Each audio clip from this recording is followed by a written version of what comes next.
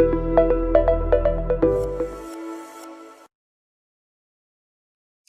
kính chào quý vị và các bạn. Chào mừng quý vị và các bạn đã đến với Tài chính quốc tế cuối tuần số 34, số khép lại cho tuần từ 27 tháng 9 cho đến mùng 3 tháng 10 và mở ra những lưu ý cho tuần mới từ mùng 4 tháng 10 cho đến mùng 10 tháng 10. Thưa quý vị và các bạn, ở phần đầu chương trình thì chúng tôi xin lưu ý lại một lần nữa, đấy chính là chương trình có phụ đề bằng nhiều thứ tiếng thông dụng trên thế giới để tiện cho việc hiểu rõ nội dung được trình bày trong chương trình. Ngoài ra thì đối với những bạn thường xuyên theo dõi chương trình qua các kênh podcast, chúng tôi vẫn khuyến khích các bạn là truy cập lại vào YouTube của Trần Khắc Minh, xem lại bản tin và tiện cho việc theo dõi những biểu đồ phân tích được đưa ra trên video, giúp các bạn dễ hình dung và theo dõi thị trường sát sao hơn. Thưa ông Trần Khắc Minh, trong tuần vừa qua có vẻ như chúng ta không có quá nhiều tin tức gây biến động thị trường. Tuy nhiên thì thị trường vẫn biến động khá là mạnh. Vậy thì ông có nhận xét như thế nào về tình huống này, cũng như là ông có lưu ý gì về những tin tức trong tuần vừa qua? Chúng ta chứng kiến trong tuần cuối cùng của tháng 9 cũng là tuần cuối cùng của quý 3 thì đầu tiên là lượng overnight reverse repo purchase của Fed tăng vọt lên đến 1.600 tỷ đô la Mỹ. Đây là con số kỷ lục từ xưa nay. Nó cho thấy rằng là lượng vốn dư thừa trong hệ thống tài chính của Mỹ là khá cao, và nó ủng hộ cho quan điểm Fed sắp tới sẽ tapering là hợp lý. Một số liệu khác thì chủ yếu tập trung vào số liệu về tiền lương cá nhân và tiết kiệm cá nhân trong kỳ vừa qua. Thì có vẻ như là tiền lương thì tăng trưởng chậm lại, còn tiết kiệm thì ít đi, hay còn gọi là nói một cách văn vẻ thì có vẻ như là những ngày tốt đẹp đã ở phía sau, khi mà các yếu tố kích thích đã cạn kiệt và người Mỹ một lần nữa lại phải dựa vào khả năng của chính mình để kiếm tiền, tài trợ cho chi tiêu khá mạnh tay của chính họ trong thời gian vừa qua. Tăng trưởng tiền lương hàng năm nói chung là chậm lại, và đi cùng với nó chính là tỷ lệ tiết kiệm giảm xuống. Và cuối cùng thì chúng ta thấy rằng là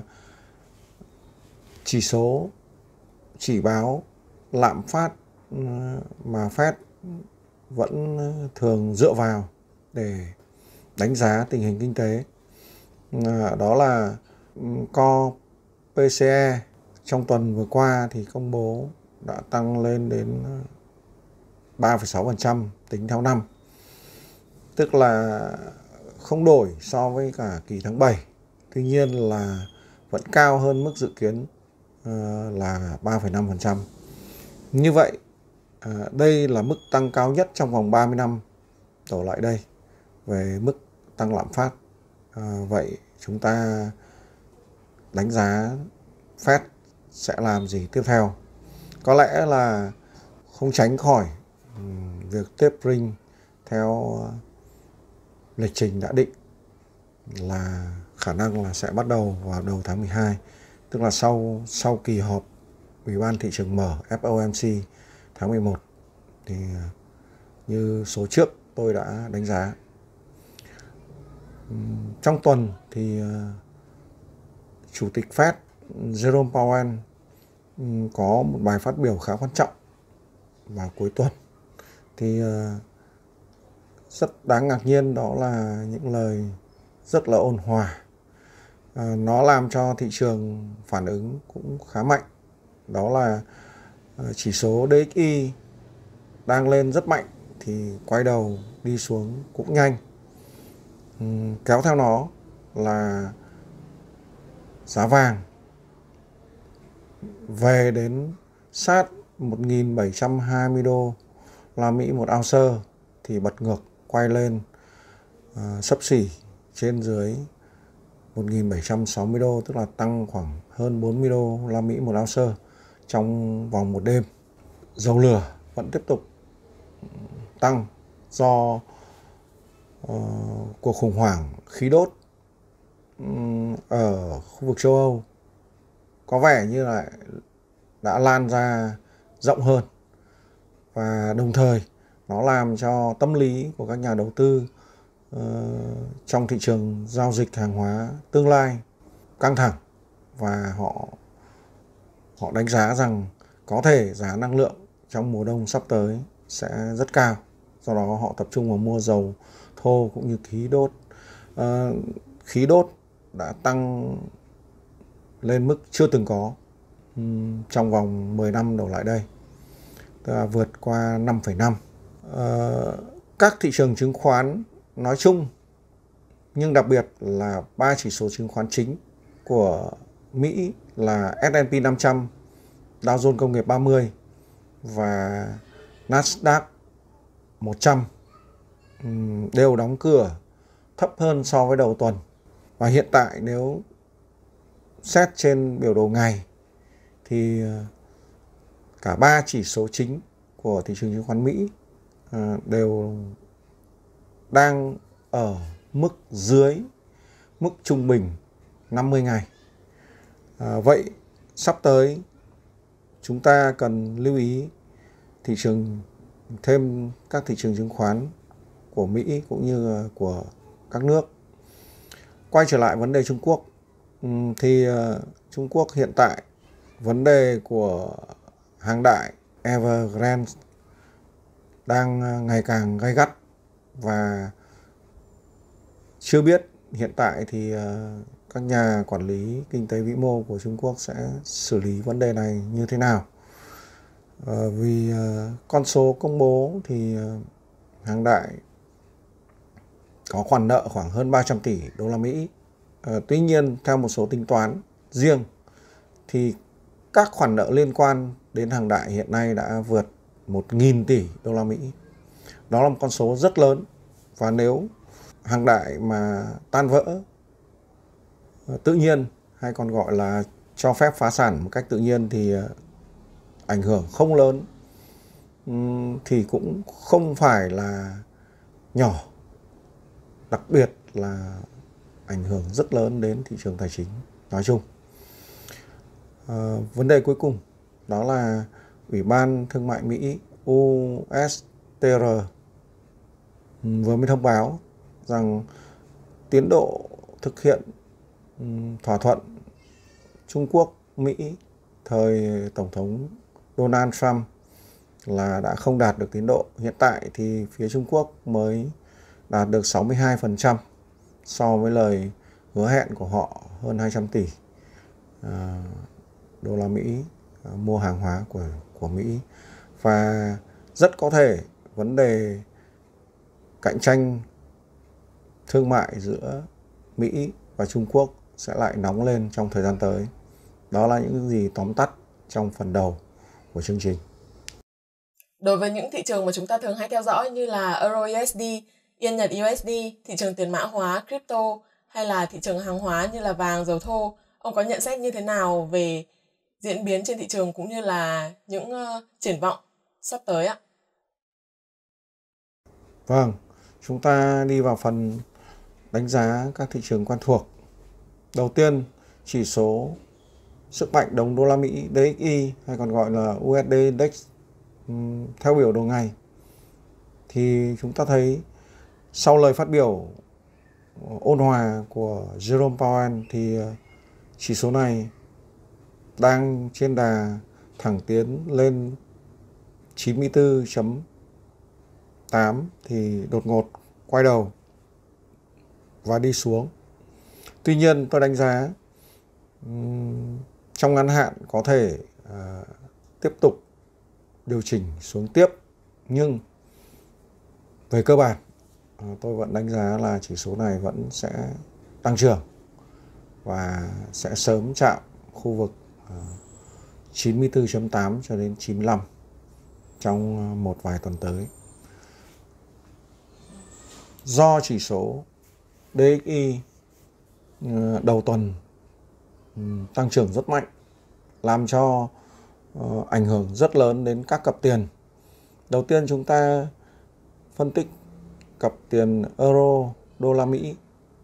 Cặp tiền này bị ảnh hưởng trực tiếp bởi sức mạnh đồng đô la Mỹ tăng mạnh, cộng vào với vấn đề kinh tế khu vực Eurozone có vẻ yếu đi và không hồi phục mạnh mẽ như mong đợi của các nhà đầu tư, thì chỉ số của cặp tiền này đi xuống, khả năng đi xuống tiếp là rất lớn, bởi vì ECB hiện tại vẫn chưa có động thái gì về vấn đề thu hẹp QE cũng như là giảm bớt kích thích tăng trưởng bằng các gói mở rộng định lượng của họ.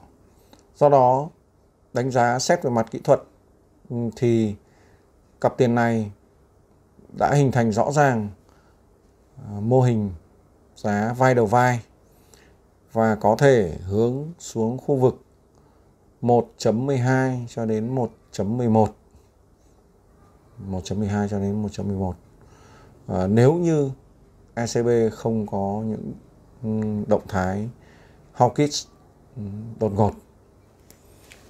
Cặp tiền tiếp theo là cặp đô la Mỹ Yên Nhật, thì chúng ta thấy ảnh hưởng bởi thị trường chứng khoán cũng như là thị trường trái phiếu, và đồng thời ảnh hưởng trực tiếp của sức mạnh đồng đô la Mỹ, thì cặp đô la Mỹ Yên Nhật trong đầu tuần tăng trưởng rất mạnh,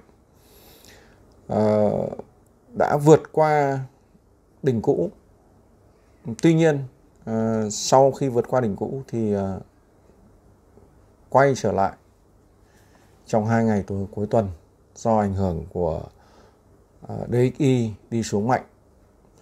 Đánh giá trước mắt cặp tiền này có thể tiếp tục điều chỉnh đi xuống, nhưng chỉ cần giữ vững mức phía trên 109.11 thì cặp tiền này vẫn có khả năng tăng trưởng lên khu vực 113.5 cho đến 115 hoặc cao hơn.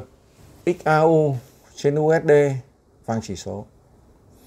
Đánh giá ngắn hạn, sau khi chúng ta chứng kiến XAU xuyên thủng mức 1.725 đô la Mỹ một ounce và xuống sát khu vực 1.720 thì đã quay ngược, hồi phục khá mạnh, đóng cửa cuối tuần ở xấp xỉ mức 1.760 đô la Mỹ một ounce. Đánh giá trong tuần tới XAU có thể tiếp tục hồi phục lên khu vực 1.782 đến 1.792, thậm chí có thể lên đến khu vực quanh 1.800. Trong trường hợp breakout mạnh qua mức 1.802, 1.805, XAU có thể tăng trưởng lên nữa. Tuy nhiên, nếu không vượt qua được khu vực 1.782 đến 1.792 đô la Mỹ một ounce thì XAU có thể lại tiếp tục điều chỉnh đi xuống. Dầu thô crude oil chuẩn WTI trong tuần đã có lúc dầu thô lên đến 76.65 đô la Mỹ một thùng. Tuy nhiên vẫn chưa thể vượt qua được mức đỉnh trước đó là 76.95 đô la Mỹ một thùng. Đánh giá trước mắt có thể dầu thô tiếp tục tăng trưởng lên khu vực 78 cho đến 80 đô la Mỹ một thùng. Trong trường hợp nếu vượt qua được mức 76.95 đô la Mỹ một thùng. Ngược lại, không vượt qua thì dầu thô có thể quay đầu điều chỉnh xuống để kiểm lại khu vực 74 đến 72 đô la Mỹ một thùng. Cuối cùng, chúng ta đánh giá thị trường crypto. Thông qua chỉ số Crypto Major Index thì chỉ số này có thể tiếp tục tăng trưởng lên xấp xỉ 250, và nếu breakout lên trên mức 250 thì chỉ số này sẽ tăng mạnh. Tuy nhiên, mức tăng trước mắt sau khi breakout ra khỏi mức 250 có thể là vùng 270, 271. Ngược lại, chỉ số này nếu không vượt qua dứt khoát mức 250 thì có thể lại quay đầu đi xuống. Chúng ta được chứng kiến là các đồng tiền mã hóa trong cuối tuần đã tăng trưởng rất mạnh. Đặc biệt Bitcoin thì đã tăng từ xấp xỉ 41.000 lên đến trên 47.000 đô la Mỹ một bit. Vậy thì đánh giá thị trường này như thế nào?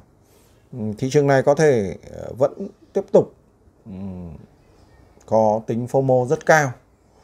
Đó là ảnh hưởng bởi các tin tức ngoài lề cũng như là ảnh hưởng bởi các người nổi tiếng, ví dụ như Elon Musk hoặc là một số nhà đầu tư rất lớn trên thị trường tiền số.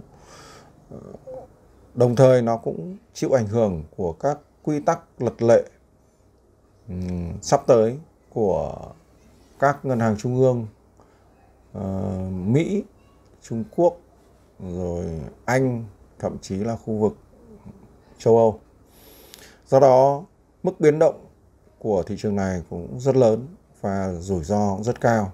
Nó đòi hỏi các nhà đầu tư phải hết sức thận trọng khi tham gia thị trường này. Chúng ta sẽ gặp lại nhau vào số tiếp theo. Xin chào tất cả các bạn. Vâng, xin cảm ơn ông Trần Khắc Minh đã chia sẻ những đánh giá cũng như những phân tích cùng các quý vị khán giả. Thưa quý vị và các bạn, vậy là tóm tắt lại thì chúng ta có thể thấy rằng hiện tại đang có rất nhiều vấn đề tồn tại và có nhiều rủi ro có thể ảnh hưởng đến thị trường tài chính thế giới.